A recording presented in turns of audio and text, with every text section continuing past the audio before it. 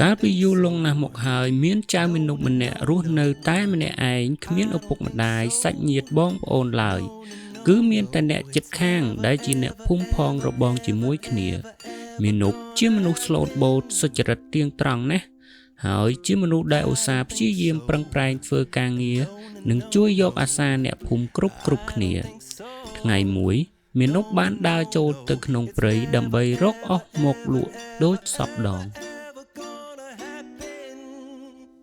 ណឺdiaរូបរាងគេអត់មើលកញ្ចក់ក្បាលមិនសមនឹងសក់រ៉េបមិនកើតចង់ធ្វើរ៉េបផើយីថ្ងៃនេះដូចជាចូលព្រៃជ្រៅណាស់នេះតែដូចជាអត់មានឃើញព្រៃឬឈើណាល្មមកាត់ធ្វើអស់សោះមាណពបានបន្តដំណើរនឹងរអ៊ូម្នាក់ឯងដើរបានមួយស្របក់ស្រាប់តែមាណពប្រទះឃើញដើមឈើងាប់មួយដើមយ៉ាងធំវ៉ាវម៉ែដើមឈើនេះធំម្ល៉េះមិនបានវាងាប់អញ្ចឹងណោះអើយបើកាប់យកទៅធ្វើអស់ដឹងតែលក់បានច្រើនថ្ងៃមិនខានមាណពបានចាប់ផ្ដើមនឹងរៀបកាប់ដើមឈើទៅហើយស្រាប់តែមានសត្វកណ្ដុរសមួយបានចេញមកហើយស្រែកអង្វរមាណពថាអូអ្នកអើយអ្នកសូមអ្នកកុំកាប់ដើមឈើនេះអីត្បិតអីកូនចៅខ្ញុំនៅខាងក្នុងដើមឈើនេះច្រើនណាស់បើអ្នកបំផ្លាញឈើនេះទៅកូនចៅខ្ញុំមិនដឹងជាទៅរស់នៅឯណាទេមាណពបានឃើញសត្វកណ្ដុរធំចម្លែកដូចនេះហាក់មានការផិតភ័យជាខ្លាំងទើបតបទៅកណ្ដុរវិញថាតើឯងជាសត្វកណ្ដុរឬជាបិសាចកណ្ដុរទៅអូហូអ្នកខ្ញុំជាកណ្ដុរពិតមានបានធានាអូព្រះហើយតាំងពីកើតមកខ្ញុំមិនដែលឃើញកណ្ដុរណាចេះនិយាយអញ្ចឹងទេអ្នកជាមនុស្សអាចរៀនភាសាខ្មែរចិនបារាំងអង់គ្លេសបានគ្រាន់តែកណ្ដុរចេះនិយាយសោះធ្វើដូចប្លែកម្លេះខ្ញុំរៀនជិត20ឆ្នាំហើយទើបចេះបានប៉ុណ្ណេះឥឡូវសម្រេចថា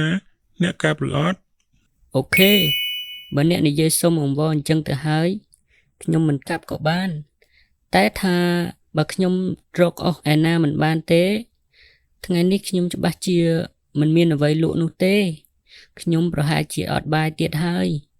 រាល់ថ្ងៃនេះហូបតែភីសានិងភ្លើមាន់ KFC ឡើងត្រលាន់ទៅហើយបើអញ្ចឹងខ្ញុំជួយបងវិញទៅចុះដើម្បីជាការអរគុណដល់បងខ្ញុំក៏ចង់វេលុយចូលកង ABA បងដែរតែអ្នកសរសេររឿងគាត់មិនដាក់ឲ្យខ្ញុំអាចបាញ់លុយតាម ABA បានទេអញ្ចឹងមានតែដុំមាសនេះបងយកទៅវិញចុះហើយចាប់ពីពេលនេះទៅសូមអ្នកឈប់កាប់អស់ទៀតទៅអ្នកអាចមកយកមាសពីខ្ញុំមួយថ្ងៃមួយដុំរហូតអស់ពីស្តុកដោយសារតែអ្នកកាប់ព្រៃអស់នេះហើយទើបធ្វើឲ្យសត្វដូចជាពូជខ្ញុំនេះស្ទើរតែរកកន្លែងជ្រកមិនបាននេះអ្នកដុំមាសវ៉ាវអូ my god ដុំមាសតែប៉ុណ្ណេះក្រតាមឡើងទាន់ហើយខ្ញុំទីផ្សារមាសកំពុងតែឡើងថ្លៃផងគ្រប់ទឹកហើយសង្ឃឹមថាមាសនេះមិនឆក់មេដៃទៅចុះពេលដែលបានទទួលមាសរួចហើយមាណពបានសន្យាជាមួយកណ្ដុរថា